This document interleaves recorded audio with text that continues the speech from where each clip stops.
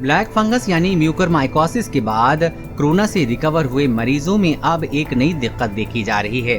कोविड-19 से रिकवर होने वाले कुछ मरीजों में एवेस्कुलर नेक्रोसिस यानी बोन डेथ के मामले देखे जा रहे हैं। इस मेडिकल कंडीशन में शरीर के किसी हिस्से की हड्डियां गलना शुरू कर देती हैं। एवेस्कुलर नेक्रोसिस के लिए डॉक्टर्स रिकवरी के दौरान मरीज को दिए गए स्टेरॉइड को जिम्मेदार मान रहे हैं। मुंबई के हिंदुजा अस्पताल में ऐसे 3 मरीजों की पुष्टि हो चुकी है।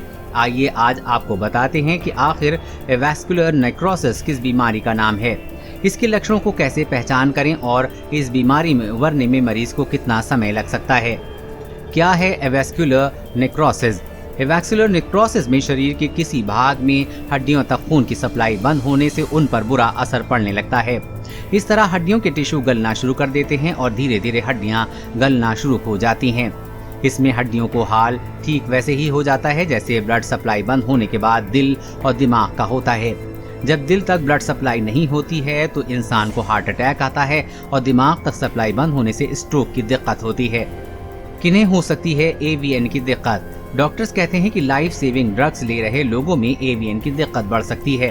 फेफड़ों में इन्फेक्शन का जोखिम कम करने वाले स्टेरॉइड कूल्हे या जांघ वाले हिस्सों में ऐसी परेशानी बढ़ा सकते हैं। हम कोविड-19 मरीजों की रक्त वाहिकाओं में स्टेरॉइड की वजह फिब्रोसिस की समस्या भी देख चुके हैं।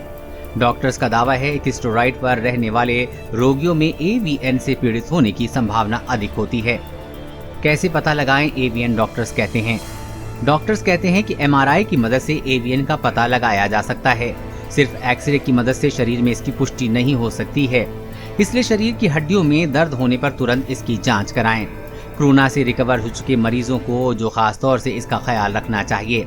क्या बंद कर देना चाहिए स्टेरॉइड? डॉक्टर कहते हैं कि रोगियों को स्टेरॉइड न देना सलूशन नहीं है, लेकिन स्टेरॉइड देने के बाद उन्हें कूल्हे की तरफ इसके रिएक्शन हो सकते हैं। ऐसे में एमआरआई से इसकी पहचान कर इलाज किया जा सकता है।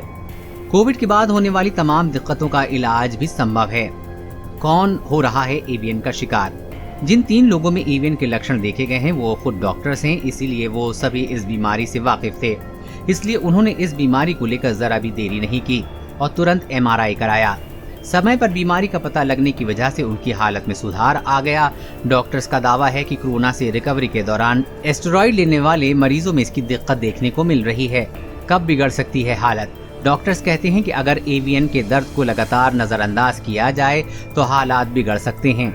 ये बीमारी अगर अपने अंतिम चरण में पहुंच जाए तो इसे मेडिकल मैनेजमेंट से ठीक कर पाना लगभग असंभव हो जाता है।